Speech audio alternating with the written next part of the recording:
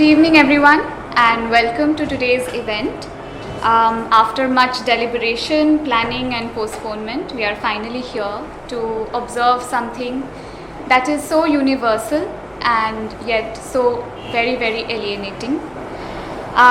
We are talking about loss, which, like love, is a verb, in my opinion. It is a feeling that I feel and understand very deeply. I imagine it as a vacuum, creating multiple voids in the many different kinds of worlds that reside within us. And the grief that comes with it, it also is constant, taking us from one cycle to another. A couple of years ago, when I discovered James Baldwin, I understood what he meant when he said, "You think your pain and your heartbreak are unprecedented in the history of the world, but then you read." And I truly believe that the best way to make any headway with healing is by reading. I'm glad that we all came together today to do just that. I feel a little mopey today because I have recently lost a very dear friend of mine. So if I am a little bit off, if I seem a little bit off, then please galtiyan maaf kar dijiyega. But I guess that sits well with the theme that we are exploring tonight. Recently I lost people who were close to me, and my friends saw that. And like the best bunch of human beings that they are, they very graciously decided to gift me the book Loss by Siddharth Dhanvant Shangvi. When I read the book, I realized that even though all of us are going on with our lives, living with broken hearts, we don't always have the words to explain exactly what it is and how intense it is that whatever it is that we are feeling. The author does this splendidly well. I'll read an excerpt from his book that is basically a memoir about his late father, mother, and pet dog Bruschetta. And in conclusion, Tashi, who has very graciously agreed to be by my side today, will read a poem that was written by the author's mother. The portion is from the ending of part 2 of the book, after he had spoken at length about the passing of his dog.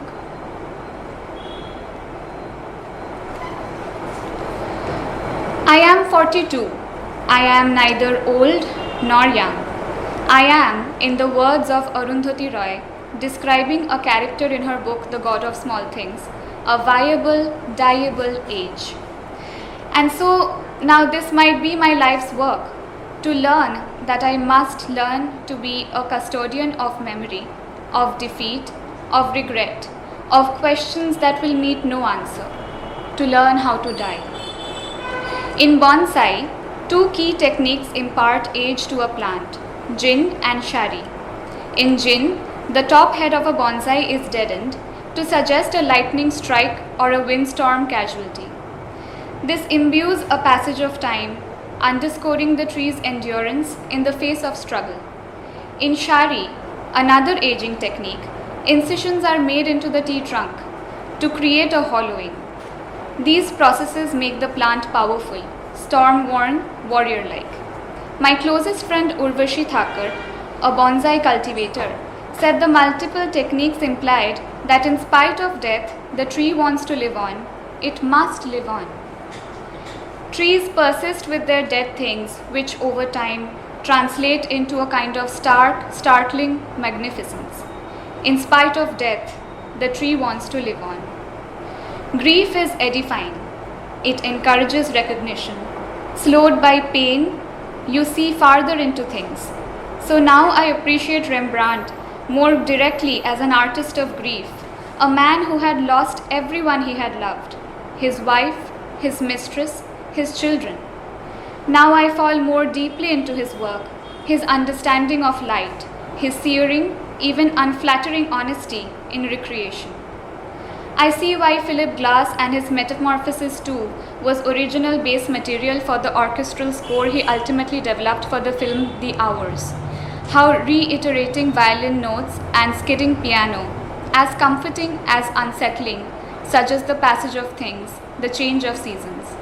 The great rites honor death as a cornerstone, if they are to serve as a true representation of time. Glass was a cab driver before he became a composer, and once gave Salvador Dali a short ride. I can see them in the cab, each man encased in their own particular dark genius, not entirely oblivious of the greatness present in the other. These deaths have left me with an expansiveness. I see across distances. My intuition is formidable. Death has made me something of a witch. We are all living, which is to say, time is the thing before the end. This must make us embrace life more powerfully, with will, stamina, cunning, and imagination. A part of our job while living is to remember the dead. Memory is indestructible. Well, most of the time. You think about someone and they come glowingly alive before you. In my cottage in Goa is a black and white portrait of Bruschetta. Bruschetta is the dog that passed. Poking her foxy little head out of a white metal grill, she is doing one of her favorite things. She is watching the world go by. It appears she is appreciating her time on this planet with her attention to its details. It appears that she is still alive. All photographs are memento mori, wrote Susan Sontag. To take a photograph is to participate in another person's or thing's mortality, vulnerability, mutability. Precisely by slicing out this moment and freezing it, all photographs testify to time's relentless melt. Years after her death, I finally see and truly understand the Bruschetta who is in this photograph, her foxy little head wedged out of the grill, observing everything. I was standing before this photograph, staring her in the eye. I was at the point where this world could not cause me to tear up. A skin had come over the cut. In the glint of her eyes, I saw mischief, wonder, self-assurance, and a longing that would become her private burden. As the one with the superior heart, she would miss me more, and in deeper ways, no matter who had been the first to leave. I sometimes danced around Bruschetta. This was on the days I was alone, but if I felt like a spot of company, she was always around at a whisperable distance. I put on some music and moved just a little, moved gingerly, like the world was ending and no one had any clue. In abandon or with one wine glass in hand, dancing with my friend to a song I adored, Los Angeles by the midnight. I guess the repeating lines are, maybe this is just a dream, and maybe we are still asleep, but I will miss you when I'm gone. Tashi will read a poem that is in Hindi, written by the author's mother, late mother, Padmini. कविता का नाम है भटकन। कविता है कि ये शिकवे, ये गिले किस लिए, ये आरज़ू, ये मिन्नतें किसके लिए? जिए तो कुछ ऐसे कि तन्हा न रहे, जिनसे हैं जिनके उन्हीं से जान लें। जिस मंजिल से चले थे भटकने को, आ मिले उसी की चौखट पर जब राह कुछ सूनी सी रूखी सी न रहे, क्यों ना भर दें उसे संतुष्टि रस से। जब कभी आ मिले यकायक मंजिल से, तो पाएं और देखें कि वहीं जा पहुंचे हैं कि जहां से चले थे उधर ही पहुंचे, भटक भटक कर फिर वहीं आ पहुंचे। तभी तो ये सोच और है ये मनन कि ये शिकवे, ये गिले हैं किसके? क्योंकि जो है वही तो है जिसे जानना, जो था सदैव से उसी को पहचानना। फिर ये गिले, ये शिकवे किस लिए? हाँ, ये आरज़ू, ये मिन्नतें हैं तुम्हारे लिए। Thank you. Moving on to explore more kinds of grief and loss, I invite Karthik, who is present among us, to come and share वो शेर किसका है मुझे याद नहीं, पर मुझे याद आ गया तो मैंने कहा सुना देता हूँ। शेर है कि तुमको सुना रहा है लतीफ़े जो रात दिन, वो आदमी तुमसे भी ज़्यादा उदास है। अगर इजाज़त दो इससे वो जॉनी लिया साहब का शेर याद आ रहा बिल्कुल बिल्कुल। है, शायर हैं आप यानी कि सस्ते लतीफ़ा गो, शायर हैं आप यानी कि सस्ते लतीफ़ा गो, रिश्तों को दिल से रोइए सबको हंसाए। एक उमैर नजमी साहब का अगर आपने नाम सुना, मतलब शेर देखिए उनका कि बिछड़ गए तो ये दिल उम्र भर लगेगा नहीं, बिछड़ गए तो ये दिल उम्र भर लगेगा नहीं, लगेगा लगने लगा है मगर लगेगा, वाह वाह, क्या वो नहीं लगेगा उसे देखकर मगर खुश है, नहीं लगेगा उसे देखकर मगर खुश है, मैं खुश नहीं हूँ मगर देखकर लगेगा नहीं। क्या वाह वाह। उदासी की बात भी होती है तो मुझे सिर्फ अशार याद आते हैं, लोग याद आते हैं, मुझे चेहरे याद आते हैं। हालांकि आज यहाँ मंसूबा ये था कि कुछ सुनाना है और अपना सुनाना है, तो मेरे ज़्यादातर जो कुछ भी मैंने आज तक कहा है, कहने की कोशिश की है, वो ऐसा है कि वो मेरे लिए बहुत ज़ाती रहा है। तो जल्दी वो कुछ एक आध नज़में ऐसी हैं मेरी जो बाहर नहीं निकलती हैं, मुझे डर लगता है निकालने में, क्योंकि कोई काम होता है आपका जो बहुत ज़ाती होता है, आप नहीं चाहते हैं कि और तक पहुँचे। तो आज एक तरह से मौका है ऐसी चीज़ें निकालने का जो मैंने पहले कभी निकाली नहीं, जो मैंने कभी किसी से कही नहीं, मैंने बस उन्हें कुछ अशारों का रूप दिया, नज़मों का रूप दिया और अपने तक रख लिया। मुझे ऐसा लगा कि जब मैंने उन्हें शेर बनाया या नज़्म बनाया तो वो बात मेरे जहन से निकल गई, पर ये झूठ है, उसे बाहर निकालना बहुत ज़रूरी है, किसी से बांटना बहुत ज़रूरी है। तो मुझे आज ये लग रहा है कि शायद मुझे वो मौका मिला है। तो एक आध शेर देखें, उसके बाद नज़्म देखें। शेर की दुख को किसी आवाज़ की हाजत ही नहीं,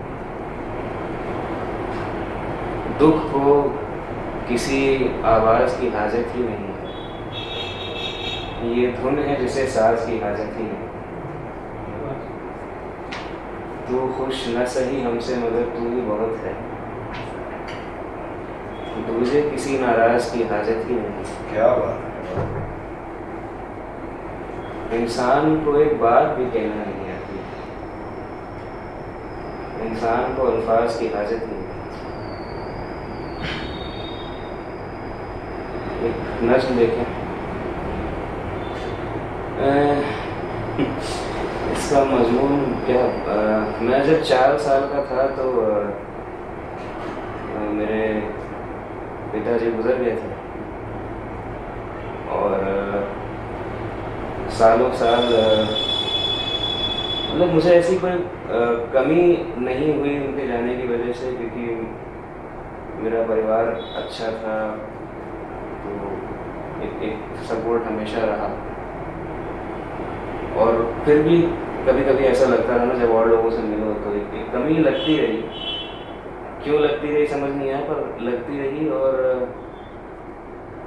अभी जो समय चल रहा है यहाँ तक पहुँचने के बाद, वो दुख चला गया और उल्टा एक मुझे ठीक लगने लगा कि बहुत अच्छा है, नहीं है जहाँ हम लोग पहुँच गए हैं। तो ये वहाँ से होते हुए नज़्म आ रही, और क्योंकि नाम ही आज के इस इवेंट का लॉस है, तो इससे बड़ा लॉस शायद ही मेरा कुछ हुआ हो, तो उसी पर ही नज़्म। थोड़ा घबरा रहा हूँ तो माफ़ कीजिएगा।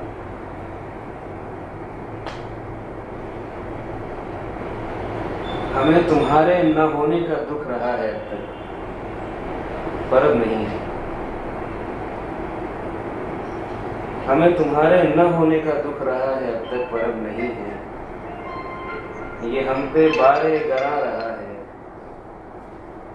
ये ज़ख्म हिजरत हरा रहा है, ये सोच कर दिल भरा रहा है कि तुम नहीं हो।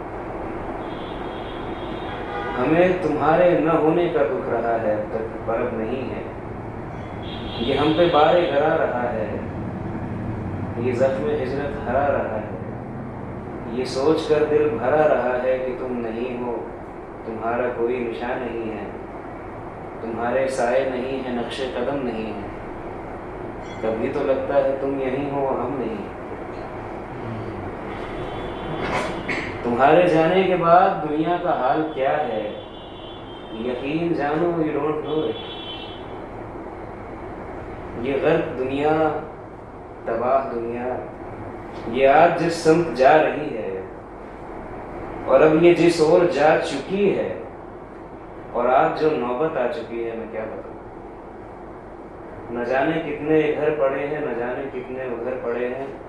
जो बच गए हैं वो आज ऐसी जगह खड़े हैं जहाँ सदाएं भी कुछ नहीं है, जहाँ इशारा भी कुछ नहीं, जहाँ नज़र भी है बेमानी, जहाँ नज़ारा भी कुछ नहीं है, जहाँ पे कोई मरज नहीं, कुछ मरज का चारा भी कुछ नहीं है। कोई भी सूरज न चांद, कोई सितारा भी कुछ नहीं है। जहाँ पे मीठा भी कुछ नहीं है, जहाँ पे खारा भी कुछ नहीं है। कोई मुनाफा नहीं जहाँ खसारा भी कुछ नहीं है। जहाँ पे जीता भी कुछ नहीं है, जहाँ पे हारा भी कुछ नहीं है। जहाँ हमारा भी कुछ नहीं है, जहाँ तुम्हारा भी कुछ नहीं है।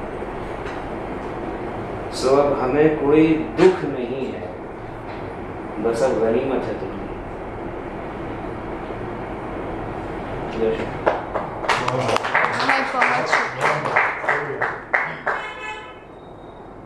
एक नज़्म और फिर अपनी बात खत्म करूँगा। इसकी कहानी ये है कि कभी कभी इंसान पागलपन करता है, तो बड़ा दिमाग ख़राब था एक दिन।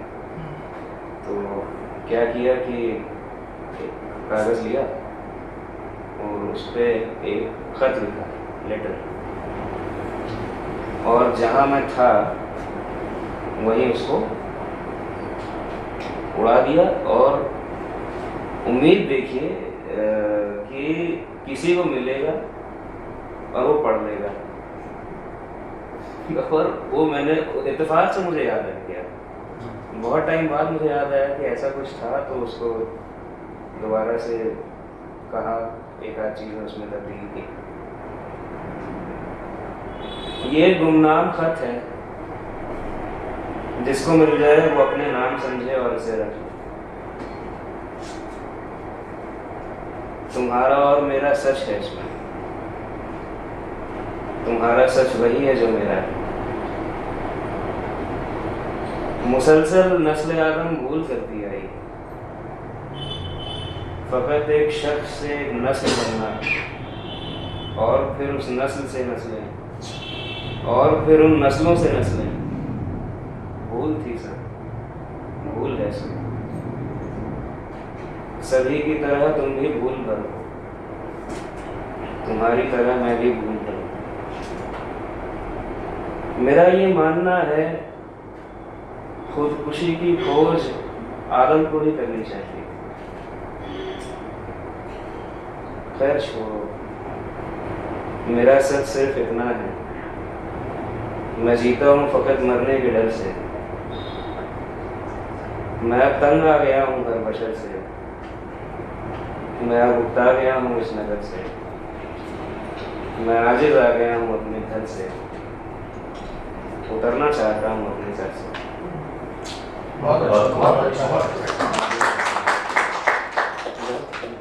जी बिल्कुल, थैंक यू सो मच।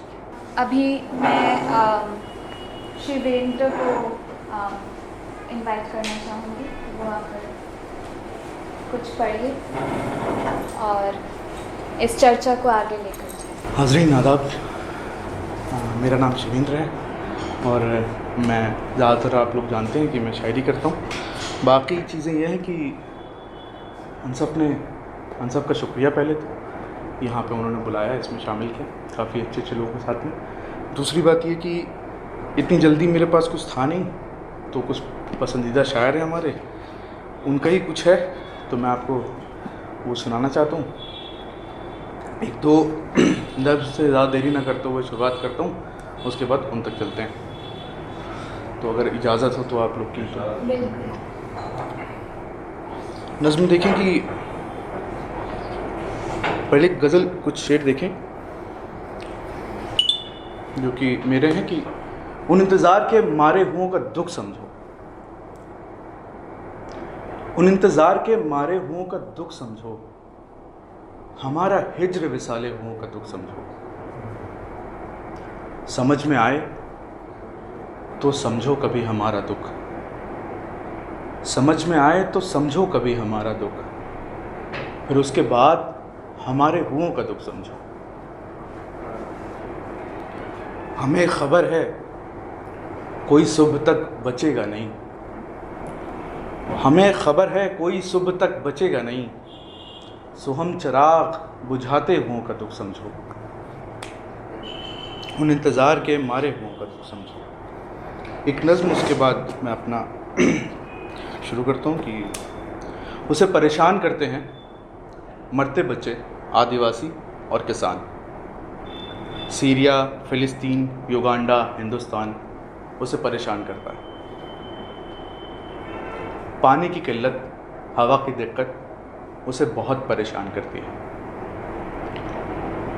कितनी अजीब बात है ना, आदमी बरसों तक दुखी रहता है इस बात से अनजान कि वो छोड़ दिए जाने का दुख काट रहा है।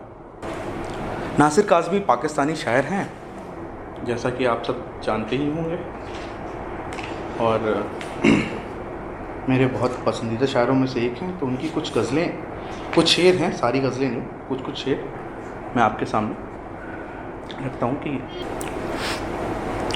मैं हूँ रात का 1 बजा है, मैं हूँ रात का 1 बजा है, खाली रास्ता बोल रहा है, आज तो यूं खामोश दुनिया जैसे कुछ होने वाला है। कैसी अंधेरी रात है देखो, कैसी अंधेरी रात है देखो, अपने आप से डर लगता है। फूल तो सारे झड़ गए नासिर, तेरी याद का जख्म हरा है। तूने जितना प्यार किया था दुख भी मुझे उतना ही दिया है। तेरा रास्ता तकते तकते, तेरा रास्ता तकते तकते खेत गगन का सूख चला है। मैं हूँ रात का 1 बजा है, खाली रास्ता बोल रहा है। अगली गज़ल। गली गली मेरी यार बिछी है, प्यारे रास्ता देख के चल। गली गली मेरी याद बिछी है, प्यारे रास्ता देख के चल। मुझसे इतनी वहशत है तो मेरी हदों से दूर निकल। एक समय तेरा फूल सा नाजुक हाथ था मेरे शानों पर,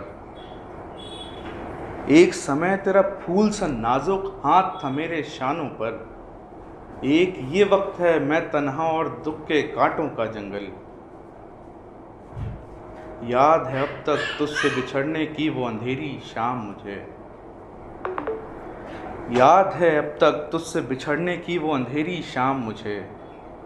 तू खामोश खड़ा था लेकिन बातें करता था काजल। गली गली मेरी याद बिछी है, प्यारे रास्ता देख के चल। कुछ तो नाजुक मिजाज हैं हम भी, और ये चोट भी नहीं है अभी।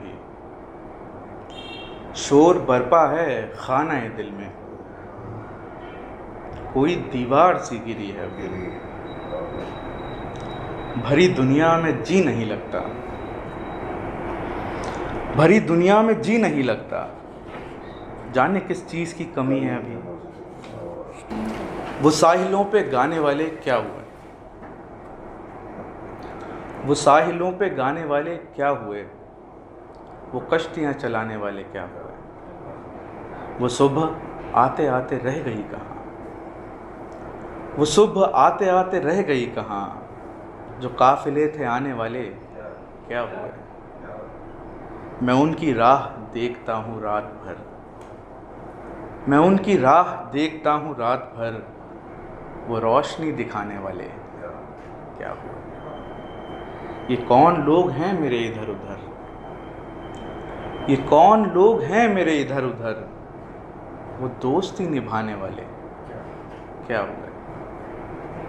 वो दिल में खुबने वाली आंखें क्या हुई, वो दिल में खुबने वाली आंखें क्या हुई, वो होंठ मुस्कुराने वाले क्या हुए। अकेले घर से पूछती है बेकसी, अकेले घर से पूछती है बेकसी, तेरा दिया जलाने वाले क्या हुए। ये आप हम तो बोझ हैं ज़मीन का, ये आप हम तो बोझ हैं ज़मीन का, ज़मीन का बोझ उठाने वाले क्या हुए। किसी का दर्द हो, किसी का दर्द हो, दिल बेकरार अपना है। किसी का दर्द हो, दिल बेकरार अपना है। हवा कहीं की हो, सीना फिगार अपना है। जो शाद फिरते थे कल आज छुप के रोते हैं, जो शाद फिरते थे कल आज छुप के रोते हैं। हज़ार शुक्र गमे पायदार अपना है। कहीं मिला तो किसी दिन मना ही लेंगे उसे, कहीं मिला तो किसी दिन मना ही लेंगे उसे। वजूद रंज सही फिर भी यार अपना है। वो कोई अपने सिवा हो तो उसका शिकवा करूं, वो कोई अपने सिवा हो तो उसका शिकवा करूं। जुदाई अपनी है और इंतज़ार अपना है। दौरे फलक जब दोहराता है मौसम गुल की रातों को, कुंज कफस में सुन लेते हैं भूली बिसरी बातों को। रेगे रवां की नर्म तहों को छेड़ती हैं जब कोई हवा, सूने सहरा चीख उठते हैं आधी आधी रातों को। आतिशे गम में सैल रवा में नींदें जलकर राख हुई, आतिशे गम में सैल रवा में नींदें जलकर राख हुई। पत्थर बनकर देख रहा हूँ आती जाती रातों को। मैं खाने का अफसुर्दा माहौल तो यूं ही रहना है। खुश्क लबों की खैर मनाओ कुछ न हो बरसातों को। सारी ऐसे रश कर रहे हैं, दुख और गम की बातें ऐसे रश वे में नहीं की जाती है, क्योंकि मुझे तो लगता है कि जब when it comes to grief, sorry मैं कभी कभी आई स्विच टू हिंदी, बहुत कमजोर है मेरी हिंदी, एग्जॉस्ट हो जाते हैं कहने। I feel that when you feel grief, you don't witness time to be linear, right? It just comes up to you time and again in a mosaic pattern. But thank you. ये गज़ल ही कुछ शेर हैं मीर साहब के, और उसके बाद मैं इजाज़त चाहता हूँ कि हम रह रवाने राहे फ़ना हैं बिरंगे उम्र, हम रह रवाने राहे फ़ना हैं बिरंगे उम्र। जावेंगे ऐसे खोज भी पाया न जाएगा। हम रह रवाने राहे फ़ना हैं बिरंगे उम्र, जावेंगे ऐसे खोज भी पाया न जाएगा। थोड़ा सा सारी रात जो पकता रहेगा दिल, थोड़ा सा सारी रात जो पकता रहेगा दिल, तो सुबह तक तो हाथ लगाया न जाएगा। याद उसकी इतनी खूब नहीं मीर बाज़ा नादान, फिर वो जी से भुलाया न जाएगा। हाज़रीन शुक्रिया, बहुत बहुत शुक्रिया। मोहब्बत का।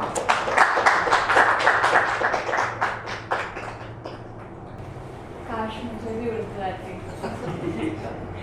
I would like to invite someone next to come and read something for us.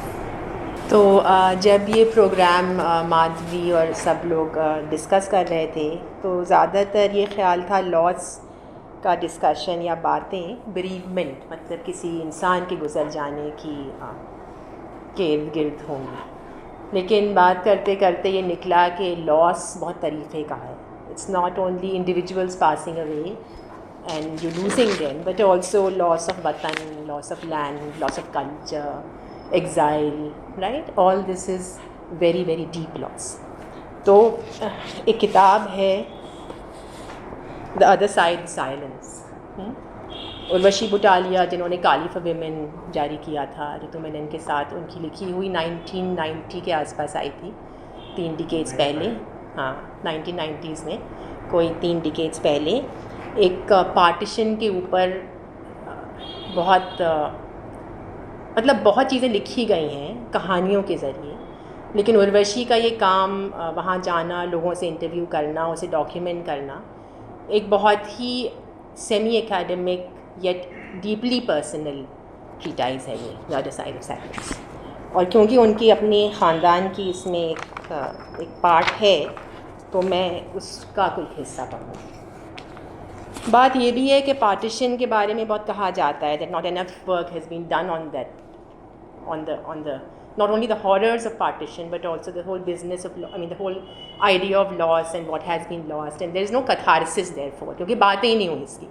तो बातें नहीं हुई तो वो अंदर अंदर पकता रहा है, और वो जो डिविजन्स हम देख रहे हैं आज, वो शायद इसलिए भी हैं कि हमने उसको कभी आमने सामने बैठ के उसका कैथारसिस वो की नहीं हमने. जैसे अपार्थाइड के बाद जब साउथ अफ्रीका में ख़त्म हुई अपार्थाइड, तो एक रिकन्सिलिएशन एंड फॉरगिवनेस का एक पूरा पीरियड चला, जो कि उन्होंने कॉन्शियसली लोगों की बात की एक दूसरे को आमने सामने बैठा के, और वो एक कैथारसिस की प्रोसेस हुई. अब वो कितनी सक्सेसफुल है ये तो हम आगे देखेंगे, लेकिन कोशिश की. सिमिलरली जर्मनी में जब जब वर्ल्ड वॉर ख़त्म हुई, तो जर्मन गवर्नमेंट और लोगों ने इतनी ऑर्गेनाइजेशंस बनाई और उस पूरी प्रोसेस को चैलेंज करते हुए अपने नए समाज को बनाया. हिंदुस्तान में नहीं किया गया, राइट. तो इसको देखते हुए कि लॉस, और शायद इसलिए भी कि वो पूरा पीरियड हम लोगों के लिए एक जुबिलेशन तो था इंडिपेंडेंस का, लेकिन उसके साथ साथ जो पार्टीशन हुआ और अब 75 साल हो चुके हैं, तो इसलिए भी कि वो इतना हॉरिफाइंग था और कुछ लोगों के लिए वो इतना डीप लॉस था कि वो शायद उससे सिर्फ अपने साइलेंस से ही डील कर पा रहे थे, वो उसकी बात ही नहीं करना चाहते थे. और ये अभी just was brought home to me very recently, जब मेरी बहुत प्यारी बचपन की दोस्त है स्कूल की मनीषा, जो एक बहुत अच्छी आर्टिस्ट है, बहुत मशहूर आर्टिस्ट है, और उसके अब्बा और अम्मा दोनों मतलब अब पाकिस्तान, उस वक्त पंजाब से हिंदुस्तान पार्टीशन में आए थे और बहुत छोटे थे उस वक्त. तो उसने उसके अब्बा को, उसके वालिद को सिर्फ उर्दू में लिखना आता है, क्योंकि पंजाब में उन्होंने सिर्फ उर्दू सीखी, तो वो नागरी नहीं जानते, अभी भी उन्होंने कभी सीखी भी नहीं. तो उसने उनसे कहा, तो she said she is never talked about it, he just doesn't discuss it, and so I will ask him to write in Urdu, because that's the only thing he knows, and because she can't read Urdu, she said you transcribe it for me in Hindi and send it to me. So she asked him to write, and I think with great difficulty he wrote something. She wanted to convert that into a piece of art, into embroidery. So when I was reading it and I realized that उन्होंने लिखा तो अपना सारा बचपन, उनके गांव का, उनकी पढ़ाई, उनके सब दोस्त, उनके मुसलमान हिंदू दोस्त, उनके चाचा, ये वो, पर जब वो पार्टीशन पे आते हैं और वो लिखते हैं कि ऐसे उन्होंने माइग्रेट करना, जब उस पॉइंट पे आते हैं, so he just ended by saying मुझे आगे अब याद नहीं. He doesn't want to even today talk about it. So that's the how do you deal with that loss, with silence. You don't want to talk about it. तो अब ये एक portion है इसका, मतलब इसका बैकग्राउंड ये है कि उर्वशी की पूरी अम्मा की फैमिली, अम्मा और उनके भाई बहन पार्टीशन में हिंदुस्तान उनको आना पड़ा, और उनकी अम्मा यहाँ थीं और फिर वो अपने छोटे भाई बहनों को लेके आई. मैं पढ़ के सुनाऊंगी उनको. पर उनके सबसे छोटे भाई, देवर 7 सिबलिंग्स, उनके सबसे छोटे भाई, उनका नाम राना था, वो पाकिस्तान में वापस रह गए. He refuse to come to India, and उन्होंने अपनी अम्मा को भी ज़बरदस्ती अपने साथ रखा. अब उसकी वजहें क्या थी ये हमें समझ में आएगा थोड़ा इसमें, या नहीं समझ में आएगा, ये बड़ा वो है इसका डिलेमा इसका. लेकिन वो वहाँ रहे और उन्होंने कन्वर्ट किया, वो मुसलमान हो गए. I think the family never really forgave him for it, because it just divided them, right?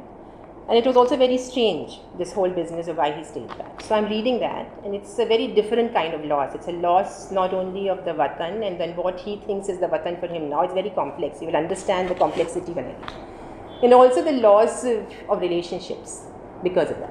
Okay, so let's read that. So she writes, ever since I can remember, we had heard stories of partition. From my grandmother, that is my father's mother, who had lived with us, and from my parents, who had both lived through it very differently. In the way that I had vaguely registered several of these stories, I had also registered Rana's, that's her mama. Not only had he stayed back, but worse, and I suspect this was what made him persona non grata in our family, he had become a Muslim.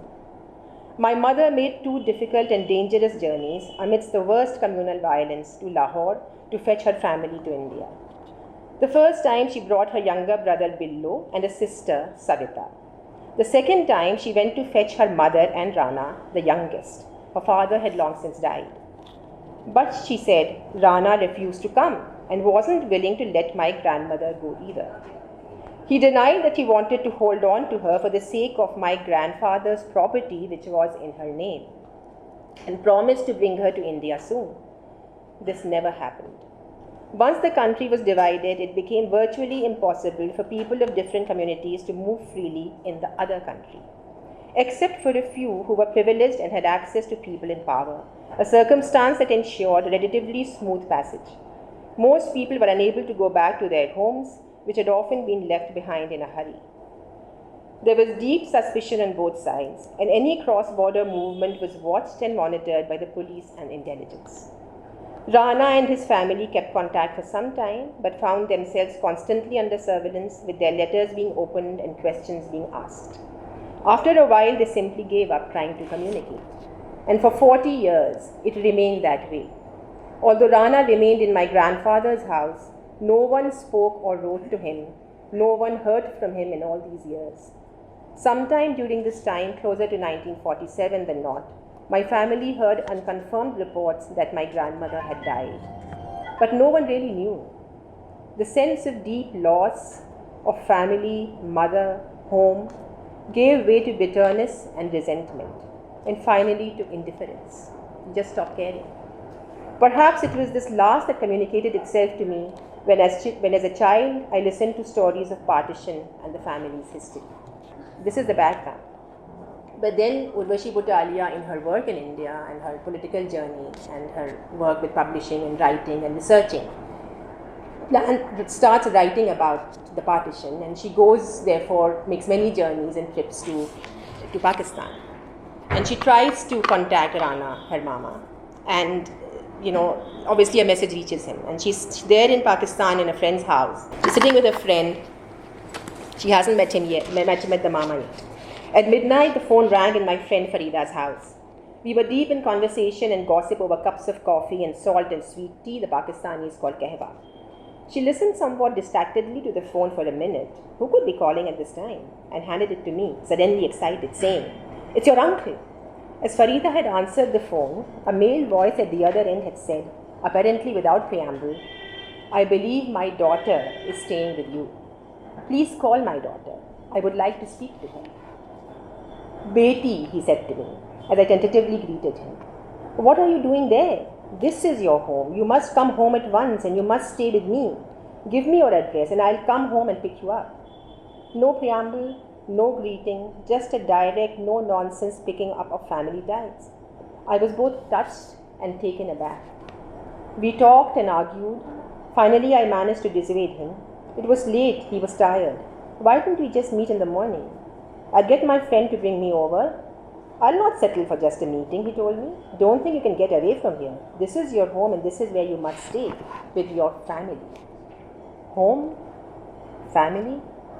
I remember thinking these were strange words between two people who hardly knew each other. Ought I to go and stay with him? I was tempted, but I was also uncertain. How could I pack my bags and go off and stay with someone I didn't know, even if there was a family connection? The next morning I went minus bags. He remarked on it instantly. "Where is your luggage?" Later that evening he came with me to Farida's house. I picked up my bags and we went back together to his home. I stayed with my uncle for a week. All the time I was aware of an underlying sense of betrayal. My mother had had no wish to reopen contact with her brother, whom she suspected of being mercenary and scheming. Why else, she asked, had he stayed back, held on to the property, and to the one person to whom it belonged, that is my grandmother. Over the years, her bitterness and resentment had only increased. But given my own political trajectory, this visit meant too much for me to abandon. And once I had seen my uncle and been addressed by him as Beti, as daughter, it became even more difficult to opt out. So I stayed in that big rambling Haveli, and for a week we talked. It was an intense and emotionally draining week. For a long time afterwards, I found it difficult to talk about that parenthetical time in my life. I remember registering various presences, my aunt, my younger and older cousins, food, sleep, all somewhat vaguely. The only recollection that remains sharp and crystal clear is of the many conversations my uncle and I had. Why had he not left with his brother and sisters at partition, I asked him. Why did you stay back? Well, Rana Mama said, like a lot of other people, he had never expected partition to happen the way it had. Many of us thought, yes, there will be change, but why should we have to move? He hadn't thought political decisions could affect his life. And by the time he realized otherwise, it was too late. The point of no return had actually been reached. I was barely 20, he said. I had had little education. What would I have done in India? I had no qualifications, no job, nothing to recommend me. But he had family in India. Surely one of them would have looked after him. No one really made an offer to take me on, except your mother. But she was single and had many responsibilities already, of those two other siblings. And my grandmother? Why did he insist on her staying on? I asked, anxious to believe that there was a genuine, excusable reason. He offered an explanation. I did not believe it. I was worried about your mother having to take on the burden of an old mother, just like I was worried when she offered to take me with her. So I thought I'd do my share and look after my mother. My grandmother Dayavanti died in 1956. The first time anyone in our family learnt of this was when I visited Rana Mama in 1987, and he told me from that time to 87 they had known me. For years we had heard that she had been left behind in Pakistan and were dimly aware that rumour put her date of death variously at 1949, 1952 and 53, or sometimes earlier. But she had lived till 1956, 9 years after partition. At the time, 7 of her 8 children had lived across the border, in India, most of them in Delhi. Delhi is half an hour away from Lahore by air. None of them knew. Some things I found are difficult to forgive. I asked Rana Mama whether he was forced to convert. No one forced me to do anything, but in a sense there wasn't really a choice. The only way I could have stayed on was by converting, and so well I did. I married a Muslim girl, changed my religion, and took a Muslim name. But she asked him then that when he changed, does he really believe in Islam, when he's changed? One thing I'll tell you, said Mamu, in answer to my question.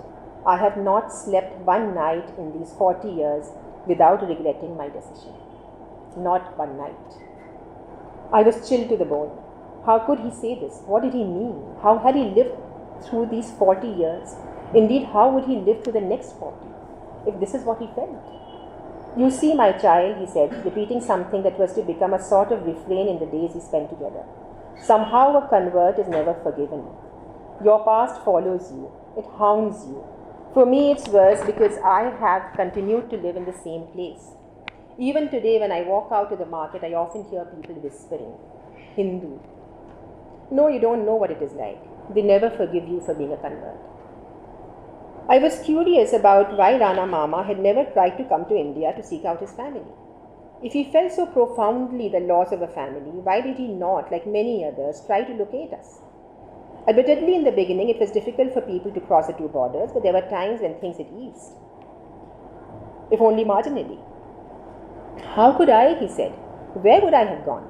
My family, my sisters knew where I was. I had no idea where they were.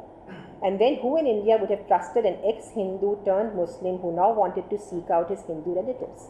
And this is the only home I have ever known. And yet, this is a nice passage, and yet home for him was defined in many different ways. Ever since TV made its appearance, Rana Mama made sure he listened to the Indian news every day. When cricket was played between the two countries, he watched and secretly rooted for India. Often when it was India playing another country, he sided with India. More recently, he sometimes watched Indian soaps on the small screen. And although he had told me that his home in Lahore was the only home he had ever known, it was to India that he turned for a sense of home. There is a word in Punjabi that is enormously evocative and emotive for most Punjabis, Watan. It is a difficult word to translate. It can mean home, country, land, all or any of them. When a Punjabi speaks of his or her Watan, you know they are referring to something inexpressible, some longing for a sense of place, of belonging, of rootedness. For most Punjabis who were displaced as a result of partition, their Watan lay in the home that they had left behind. For Rana Mama, in a curious travesty of this, while he continued to live on in the family home in Pakistan, his Watan became India, a country he had visited only briefly, just once. As the years went by, Rana Mama began to live an internal life, mostly in his head, that no one quite knew about, but everyone, particularly his family, was suspicious of. His children, especially his daughters and daughters-in-law, cared for him, but they all feared what went on inside his head. For all the love his daughters gave him, it seemed to me there was very little that came from his sons. Their real interest was in the property he owned. Perhaps the one person who in some sense understood the dilemmas in his head was my mommy, his wife. She decided quite early on, and sensibly I thought, that she would not allow her children to have the same kind of crisis of identity that Mamu had. They were brought up as good Muslims, therefore. For the younger ones, especially who had no memory or reference of partition, Rana, with his many stories of his family, his friends, his home, remained their father, and yet a stranger. In some ways, this distanced him further from the family and served to isolate him even more. In others, in a curious kind of paradox, his patriarchal authority was undermined, making him a much more humane father than one might normally find in a middle-class Punjabi household. I could not understand how he could have lived like this. Was there anyone he could have spoken to? He told me no. How could he talk about what was so deep, so tortured? And to whom? There was no one who could even begin to understand. One day, as we talked deep into the evening, stopping only for the odd bit of food or a cup of tea, and he told me about his life since partition, I began to feel a sense of weight, of oppression. Why, I asked him, why are you talking to me like this? You don't even know me. If you had met me in the marketplace, I would have just been another stranger. Yet we speak the same language, we wear similar clothes, but apart from that, he looked at me for a long moment and said, my child, this is the first time I am speaking to my own blood. I was shocked, I protested. What about your family? They are your blood, not me. No, he said, for them I remain a stranger. And in some ways, I suppose this is true. I did understand, and I began to wonder about how many people had been torn apart like this by this event we call partition, by what is known as history. How many had had to live with their silences and loss. How many had been able to talk, and why it was that we, who had studied modern Indian history in school, who knew there was something called the partition of India that came simultaneously with independence, had never learnt about this side of it. Why had these stories remained hidden? Was there no place for them in history? Thank you.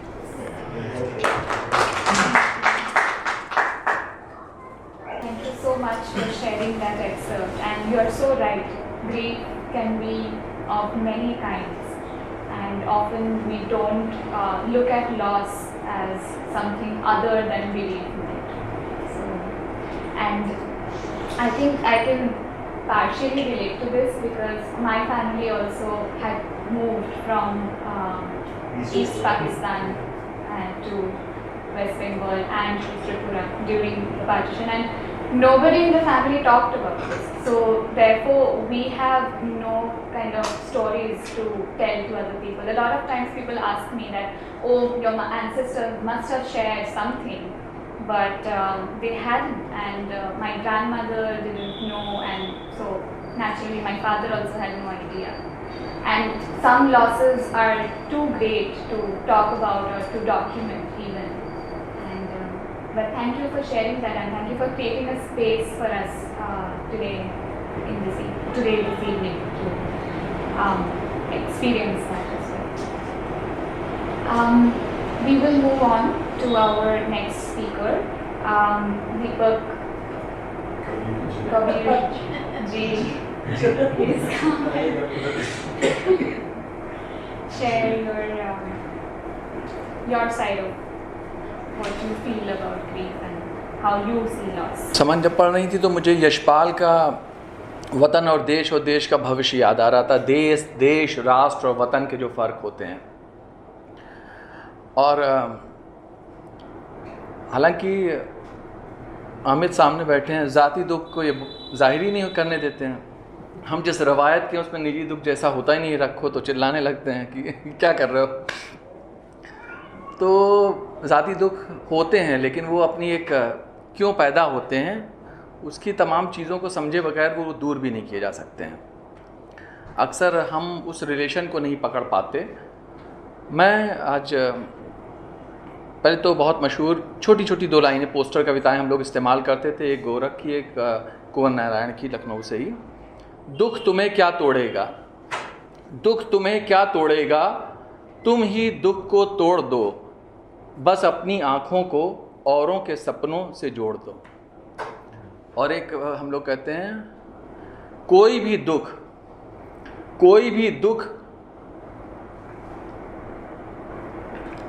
भी दुख मनुष्य के साहस से बड़ा नहीं, हारा वही जो लड़ा नहीं। मेरे लिए जो लॉस है, बहुत किस्म की चीज़ें हुई हैं, लेकिन अभी परसों येल्सिन की डेथ हुई है।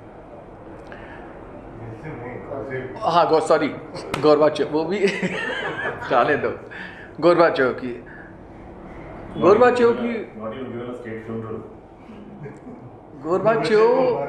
बहुत सारे लोग उस समय बहुत डिलेमा में थे कि वो किसके साथ खड़े हों जब दौर था। और गलतियां हुई, बहुतों ने रियलाइज़ भी करी ग्लास नोस्ट वगैरह को लेकर। हम वो लोग हैं जो उसके बाद आए, और उसके बाद हमारे मॉडल टूट चुके थे, हमारे सामने कोई फ्यूचर नहीं था। हम जिस समय गोरबाचेव और पेरेस्ट्रोइका ये सब चल रहा था, तब हम राम मंदिर शिलान्यास करवा रहे थे और बहुत सारी चीज़ें कर रहे थे, एंटी रिजर्वेशन मूवमेंट कर रहे थे, और बस 1-2 चीज़ें थी जो ठीक ठाक थी, बाकी सारी चीज़ें जो हो सकती हैं।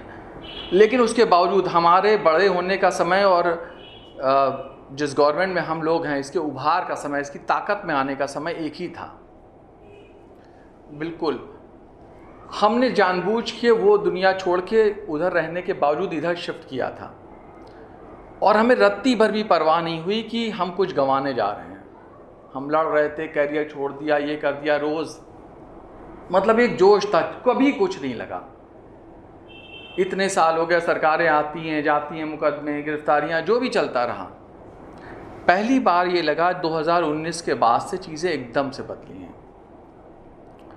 और हमारे अपने साथियों में हमने महसूस किया, बहुत सारे लोगों में महसूस किया कि हमारे अंदर वो आज़ादी जैसे गई है। हम 10 बार सोचते हैं करें, लोग थोड़ा सेफ पैसेज ढूंढने लगे हैं, लोग बचने लगे हैं बोलने से कि ना करो, समझाने लगे हैं एक दूसरे को कि मत करो, अभी वक्त ठीक नहीं है। परमिशन मांगने लगे हैं मामूली चीज़ें करने के लिए। थिएटर नहीं कर सकते आप, म्यूज़िक नहीं कर सकते, आपको रोक दिया जाएगा।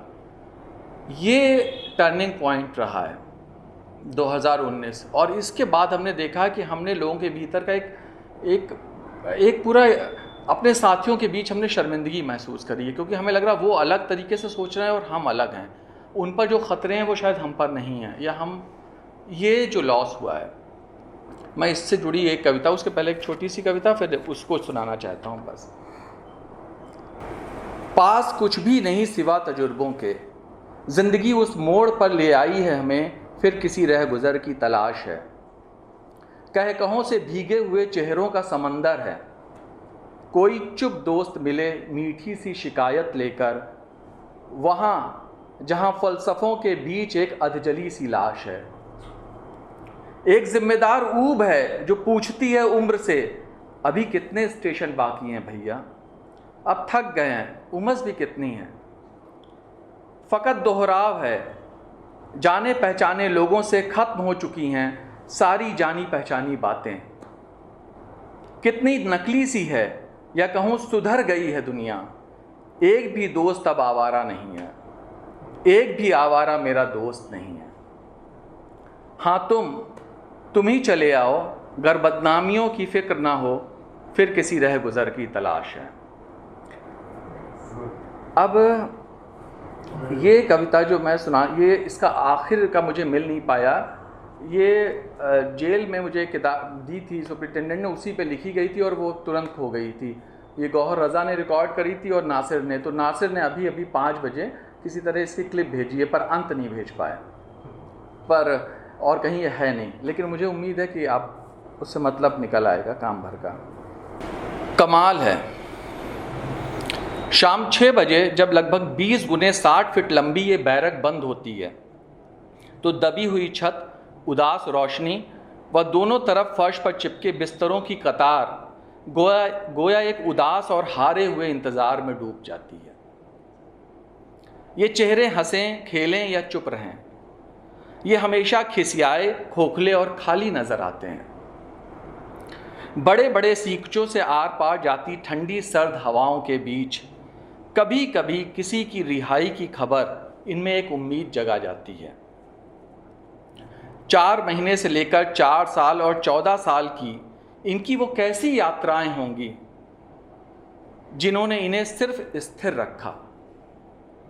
सोचता हूं, कुछ तो बैरक के हाल का खचाखच भरा होना, कुछ तो बैरक के हाल का खचाखच भरा होना और कुछ मेरा सम्मान कि मेरा बिस्तर दोनों कतारों के बीच लगाया गया, जिसके एक तरफ की दीवार पर मंदिर है और दूसरी तरफ हर शाम नमाज पढ़ी जाती है। बीच में मुस्कुराता मैं नास्तिक, सोचता हूँ गोया हिंदू, मुसलमान, ईश्वर, देवी, देवता, खुदा सब एक साथ किसी डिटेंशन सेंटर में कैद हैं, अपने वजूद और अपनी नागरिकता से बेदखल साबित किए जा चुके। ऐसे ही तो होंगे वो डिटेंशन सेंटर जहां मनुष्य नहीं अनागरिक रखे जाएंगे।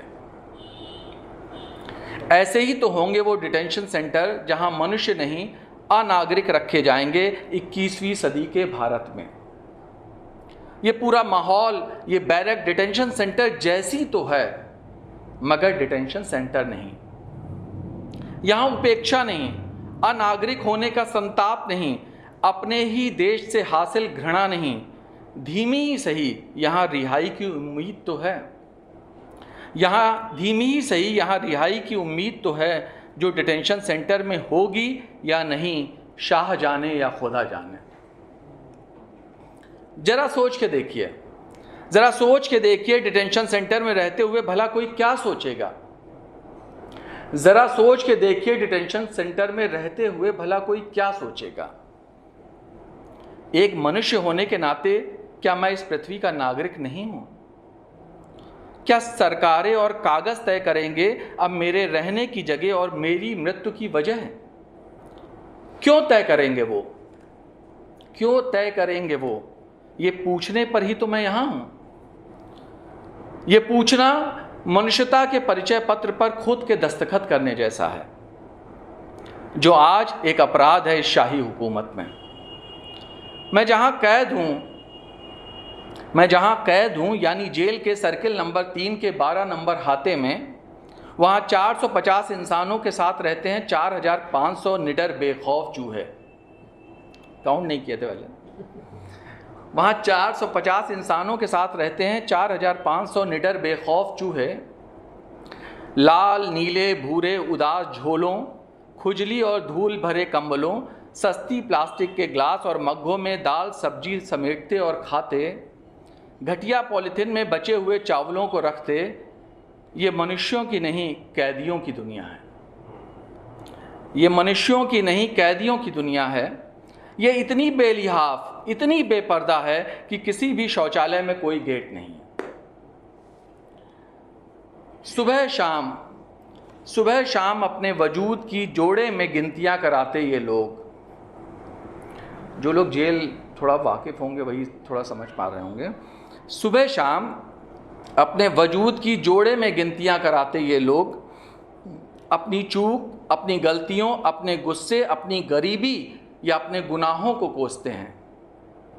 मगर जाहिरा तौर पे इनकी बेशुमार गालियां कोर्ट, जजों, वकीलों और पुलिस के हिस्से आती हैं कि वो इन्हें जमानत क्यों नहीं देते। जमानत यहाँ इस दुनिया का सबसे पवित्र शब्द है, जैसे ईश्वर। तलबी, मुलाकात, अदालत जैसे देवी देवताओं के बीच। इसमें कई बेगुनाह भी होंगे, मगर गुनहगारों और बेगुनाहों का एक ही ईश्वर है, जमानत यानी बेल। याद करिए, अभी कप्पन भी बंद हैं और बाकी तमाम लोग भी। जमानत यानी बेल। मैं जब जब इस बैरक को खामोश देखता हूँ, मेरे जहन में डिटेंशन सेंटर उभरते हैं। मैं जब जब इस बैरक को खामोश देखता हूँ, मेरे जहन में डिटेंशन सेंटर उभरते हैं। क्या वहाँ भी जमानत नाम का कोई खुदा होगा? यहाँ तो ज़्यादातर गुनहगार हैं, पर वहाँ आज़ाद चूहों के साथ ये आदमजात कैदियों का झुंड किस गुनाह को याद कर पछताएगा? ये आदमजात कैदियों का झुंड किस गुनाह को याद कर पछताएगा? क्या महज कोई कागज़ ना होने की? क्या महज कोई कागज़ ना होने की, या महज ऐसे मज़हब में होने की जो उसने खुद नहीं चुना, मगर मुल्क ने उसको अपना दुश्मन चुन लिया? तो ये इसके बाद की कविता मिल नहीं पाई है, लंबी कविता थी, पर मुझे लगता था कि ये जो एक पूरे कम्युनिटी में नागरिकता का बोध पैदा हुआ है, जो अपने वजूद को लेकर, और वो इस कदर गहरा रहा है कि कई बार वो भी सरेंडर करते हुए कह रहे हैं कि नहीं, कोई बात नहीं, अब कंप्रोमाइज़ कर लेना चाहिए, कुछ बदलेगा नहीं। ये रोज़ तोड़ रहा है, और मुझे लग रहा है कि मतलब हम कहाँ से, रोज़ हम लोग सोचते हैं, प्लान करते हैं कि नया जोश कहाँ से लाएं, कैसे वो करें, कैसे वो हिम्मत पैदा करें, कैसे लोग आपस में लड़ने लगे, टकराने लगे हैं। तो मैंने अपनी ज़िंदगी में इतने साल आंदोलनों में बिताए हैं, इतने, मैं अगर आर्थिक दौर छोड़ दें तो मैं प्रिविलेज क्लास में रहा हूँ, ना मैं औरत बन के जिया हूँ, ना मैं माइनॉरिटी बन के जिया हूँ, ना मैं दलित बन के जिया हूँ। केवल वर्गीय आधार पे रहा हूँ तो मैं थोड़ा बराबरी कर लेता था कि चलो कुछ तो दुख मेरे हिस्से आया। लेकिन अब अपने ही लोगों के बीच में लगातार शर्मिंदगी के साथ और उनको हौसला देने में लगता है कि एक नकलीपन जो क्रिएट हो रहा है, ये इस दौर का सबसे बड़ा दुख है। लेकिन इस दुख का मतलब इसका निवारण भी यही होगा कि हम इससे पार निकल जाएं, हंसते हुए, साथ देते हुए। बहुत बहुत शुक्रिया। बहुत बहुत शुक्रिया ये बात रखने के लिए।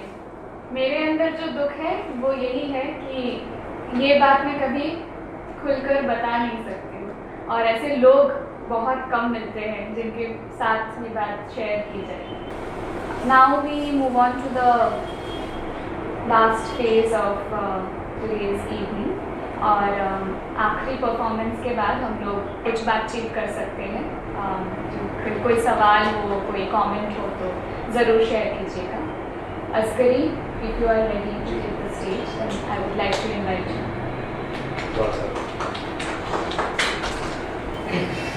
आदाब।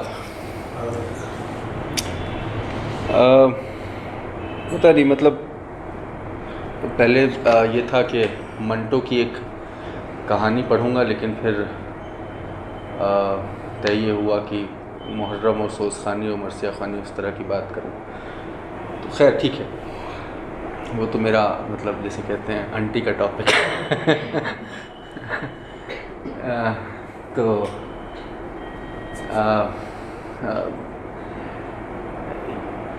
आई मीन यहाँ पे जो लोग बैठे हैं, मेरे ख्याल में तमाम लोग, सभी लोग जानते हैं मुहर्रम की ट्रेजेडी के बारे में, लेकिन फिर भी 1400 बरस पुरानी एक ट्रेजेडी है जिसको आज तक याद करके, दोहरा करके अलग अलग तरहों से पेश किया जाता है। लॉस की बहुत ही मतलब खुली सी क्लियर बात है कि एक लॉस है, एक बड़ी ट्रेजेडी गुजरी, बहुत सारे लोग गुजर गए, और आज तक अभी भी जो मजलिसें जब होती हैं या इस तरह के मौके होते हैं कि घर में किसी का इंतकाल हो जाता है, तो they try and link it with the bigger loss कि भाई एक मजलिस कर लो और उस जो एक बिगर लॉस है उसके अम्ब्रेला में अपने बच्चे की, अपने चचा की, अपने भाई के गम को मर्ज कर लो, उससे तो वो छोटा हो जाएगा, ऐसी सी बात कहते हैं। लेकिन फिर भी तो मैंने कुछ एक मरसिए का एक थोड़ा सा हिस्सा निकाला था जिसमें लॉस की बात है, जिसमें अब्बास जो कैरेक्टर हैं करबला में, जो भाई हैं हुसैन के, और वो सकीना के लिए पानी लेने जा रहे हैं। मशहूर है कि एक पे भारी हैं दो बशर, मशहूर है कि एक पे भारी हैं दो बशर, और दर पे थे एक जवां के लिए लाख अहले शर। और खाए इधर से ज़ख्म जो की उस तरफ नज़र, किस किस का वार रद्द करें देखें किधर किधर। और जब दम लिया तो सीने पे 100 तीर चल गए, पहलू को तोड़ तोड़ के नेज़े निकल गए। फिर कहता है कि सीना सिपर थे मश्क पे रोके हुए थे ढाल, लड़ने में भी हुसैन के बच्चों का था ख्याल। और कहता था डगमगा के फ़रस पे वो खुशखसाल, फ़र्जंद को संभालिए या शेर ज़ुलजलाल। जो पहुँचूँ मश्क ले के जो थोड़ी सी राह हो, ऐसा न हो कि प्यासों की बस्ती तबाह हो। और ये कहते थे कि टूट पड़ा लश्करे शरीर, ये कहते थे कि टूट पड़ा लश्करे शरीर, बस चूर हो गया पिसरे शाहे किलागीर। और आकर लगा मियाँ ने दो अबरू पे एक तीर, त्योरा गया अली वली का महे मुनीर। और छोड़ी जो बाग पाँव फरस के भी रुक गए, और फैला के हाथ मश्क सकीना पे झुक गए। अब देखिए कैसे मंजर कशी कर रहा है कि अनीस की कहता है कि शह दौड़ के पुकारे के आता हूँ भाईजान, घर लुट गया है खाक उड़ाता हूँ भाईजान, ताकत बदन में अब नहीं पाता हूँ भाईजान, एक एक कदम पे ठोकरें खाता हूँ भाईजान। और दस्ते शिकस्ता बेटे की गर्दन में डाले हैं भैया, हमें तो अकबरो मेहरू संभाले हैं। दो बंद और के अकबर ने शह के हाथ पकड़कर बसत बुका, अकबर ने शह के हाथ पकड़कर बसत बुखार रखा चचा के सीने पे और रो के ये कहा, लीजिए यही है लाश अलमदार बावफा, चिल्लाए झुक के लाश पे सुल्तान करबला। और टूटी हुई कमर है संभालो हुसैन को, और भैया ज़रा गले से लगा लो हुसैन को।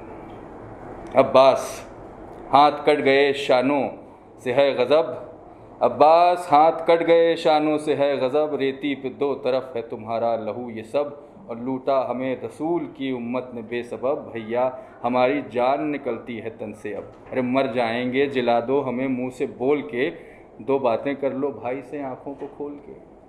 तो ये जो कॉन्वर्सेशन है इस तरह से अनीस, तो यानी ये जो रिश्ते हैं जिस तरह से इन रिश्तों को बांध रहा है, वो इतने ज़्यादा जो इंटेंसिटी है रिलेशनशिप की, और किस तरह से उसको पूरे अवधि या लखनवी या इस इलाके के कॉन्टेक्स्ट में और या हिंदुस्तानी कॉन्टेक्स्ट में देखता है, इट इज़ इनक्रेडिबल। अब इसके अलावा बस एक अगेन सकीना की ही बात है। तो यहाँ भी अब्बास सकीना के लिए पानी लेने गए और फिर वापस नहीं आए, और क्या गुज़रती है सकीना पे। तो एक सोज़ है अब्बास अली सा नाहार गाजी, हाथ कटाए सोवत है, भैरवी में बंधा हुआ है।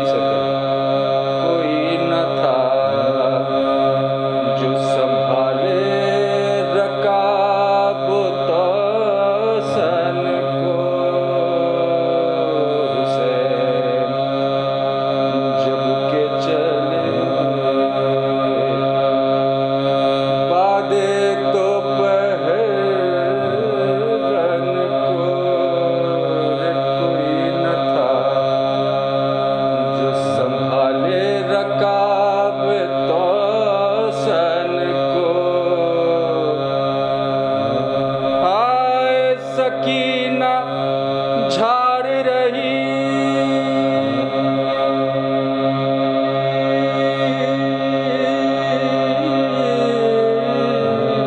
थी, अबा के दामन को हाय सकीना झाड़ रही थी, अबा के दामन को हुसैन चुपके खड़े थे, झुकाए गर्दन को। मतलब ये इंतहा है कि बाप की मजबूरी की इंतहा है, बस झुका के गर्दन खड़ा हो क्या कह सकता है। झुकाए गर्दन को हाय नासरा था कोई